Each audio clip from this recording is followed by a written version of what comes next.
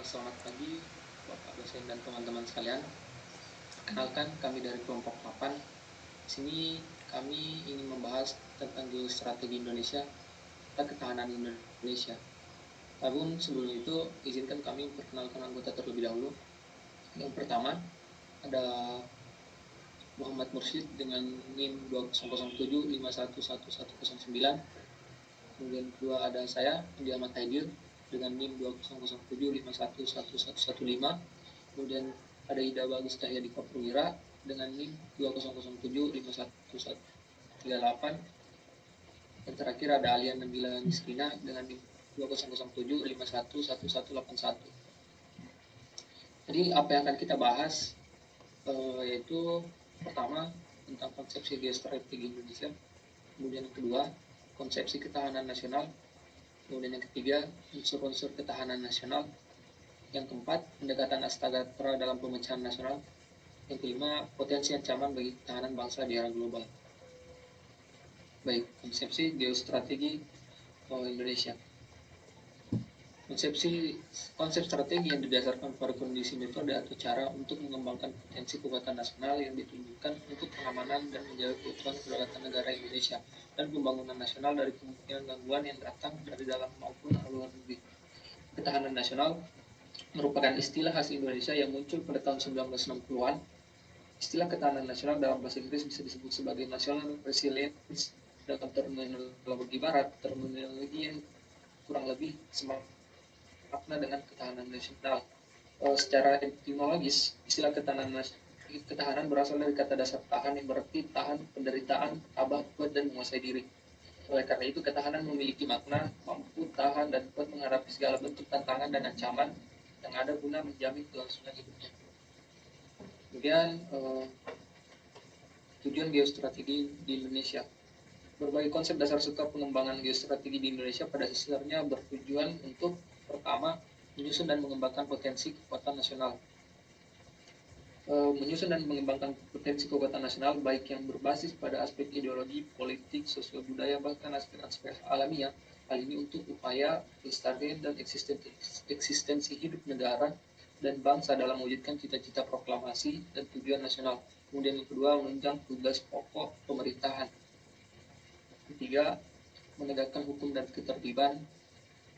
Yang keempat, terwujudnya kesejahteraan dan kemakmuran. Yang kelima, terselenggaranya pertahanan dan keamanan. Yang keenam, terwujudnya keadilan hukum dan keadilan sosial. Terakhir, tersedianya kesempatan rakyat. Selanjutnya, konsepsi ketahanan nasional dalam memaknai geostrategis Indonesia. Setelah ditinjau tadi berdasarkan etimologis, ketahanan nasional ditinjau secara antropologis mengandung arti kemampuan manusia atau suatu kesatuan kemampuan manusia untuk tetap memperjuangkan kehidupannya. Rumusan ketahanan nasional sebagaimana disusun oleh Lemhanas adalah kondisi dinamis bangsa Indonesia yang meliputi segenap aspek kehidupan nasional yang terintegrasi, berisi keuletan dan ketangguhan yang mengandung kemampuan untuk mengembangkan kekuatan nasional dalam menghadapi dan mengatasi segala ancaman dan gangguan. Seperti yang tadi saya juga paparkan. Kemudian konsepsi ketahanan nasional juga perlu diketahui bahwa saat ini garis besar haluan negara sebagai sudah tidak lagi digunakan. Maka dapat disimpulkan bahwa konsepsi ketahanan nasional sebagai kondisi dinamik bangsa yang mulai dan tumbuh dalam menghadapi berbagai ancaman masih tetap relevan untuk dijadikan sebagai kajian ilmiah. Selanjutnya saya serahkan kepada rekan saya. Baik, terima kasih atas waktunya. Di sini saya akan menjelaskan tentang unsur-unsur ketahanan nasional. Next.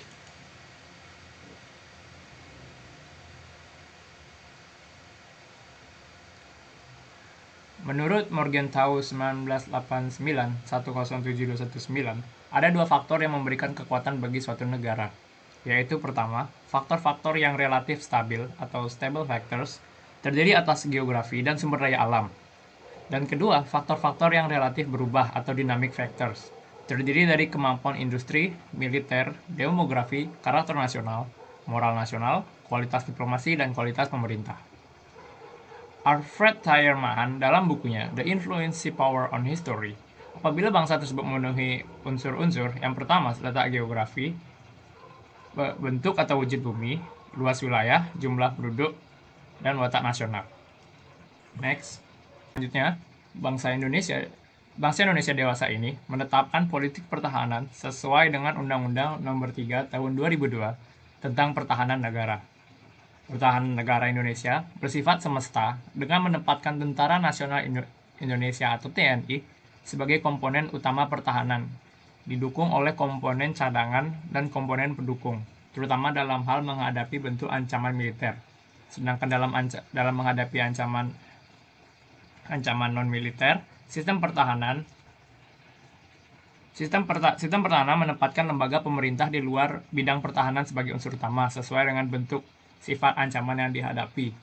Yang dimaksud dengan pertahanan negara Indonesia bersifat semesta itu berarti seluruh warga negara Indonesia siap jika dihadapkan dengan ancaman yang bisa mengancam negara. Oke, next. Yang keempat, ada pendekatan Astagatra dalam pemecahan nasional. Next. Ada 3 aspek dalam kehidupan alamiah. Yang pertama, gatra letak dan keadaan geografi. Yang kedua, gatra keadaan dan kekayaan alam. Dan yang ketiga, gatra keadaan dan kemampuan alam.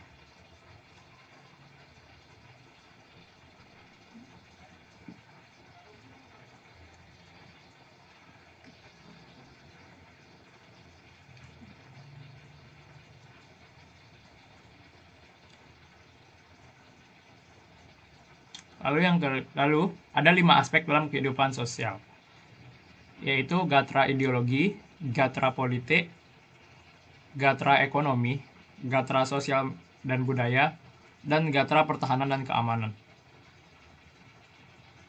Next.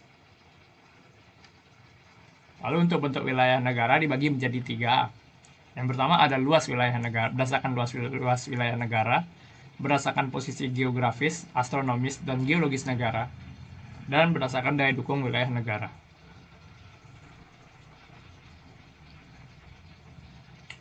Adapun unsur-unsur SDA terhadap ketahanan nasional.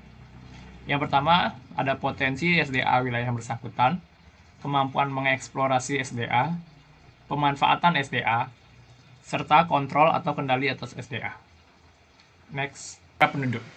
Gatra penduduk ini meliputi jumlah atau kuantitas, komposisi, persebaran, dan kualitasnya.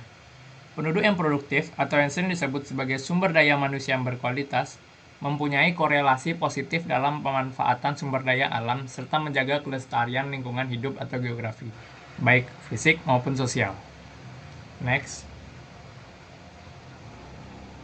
Lalu ada gatra ideologi.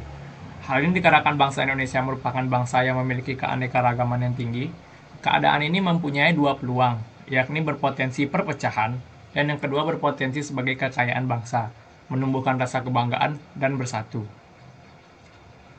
Next. Lalu gatra politik.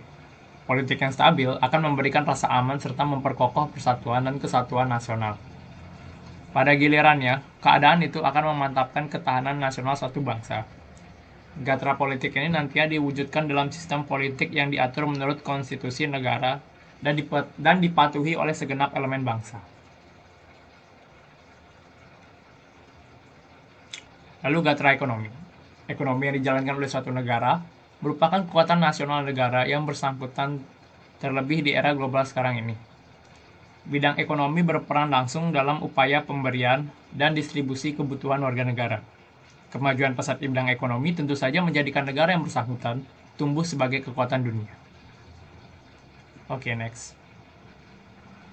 Gatra sosial dan budaya. Tingginya nilai sosial budaya biasanya mencerminkan tingkat kesejahteraan bangsa, baik fisik maupun jiwanya. Sebaliknya, keadaan sosial yang timpang dengan segala kontradiksi di dalamnya memudahkan timbulnya ketegangan sosial.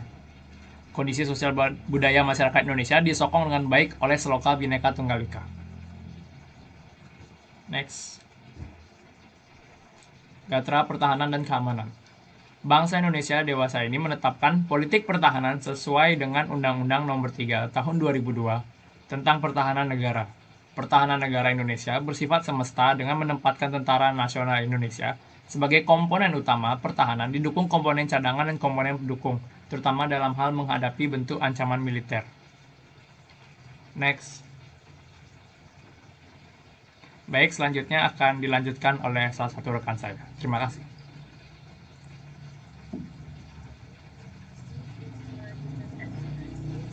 Di sini saya akan mempresentasikan tentang potensi ancaman bagi ketahanan bangsa di era global. Next.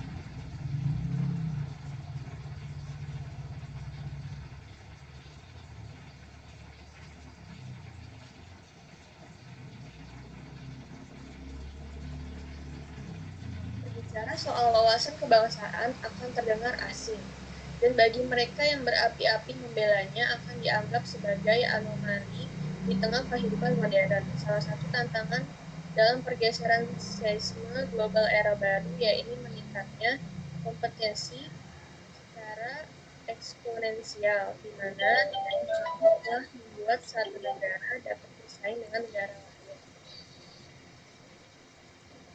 Dunia kini juga dihadapkan dengan perang yang dilakukan oleh pihak ketiga tanpa keterlibatan langsung pihak yang berkepentingan atau disebut proxy war. Hal tersebut dilakukan oleh pihak berkekuatan besar untuk menghindari konfrontasi secara langsung dan menghindari terjadinya perang terbuka yang akan meninggalkan tanggung besar.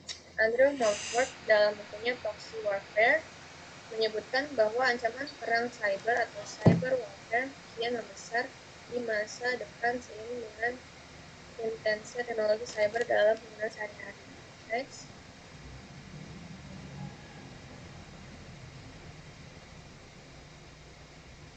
Tantangan isu global. Halo, Samping kenapa? tantangan dalam aspek teknologi, kini bangsa-bangsa di dunia tengah dihadapkan pada berbagai tantangan dan isu global seperti perubahan iklim atau global Ini lagi buat food security, energy security, terorisme, human security, kejahatan lintas negara, drug trafficking, maritisme, cybercrime, konflik di kawasan, dan lain-lain. Untuk itulah kalangan muda harus menyadari bahwa sebagai salah satu komponen kekuatan nirmiliter, kalangan intelektual muda memiliki peran penting dalam mengantisipasi ancaman nirmiliter sesuai dengan keahlian dan kompetensi yang dimiliki. Sekian, terima kasih presentasi yang dapat kami sampaikan. Nah, itu aja. Itu yang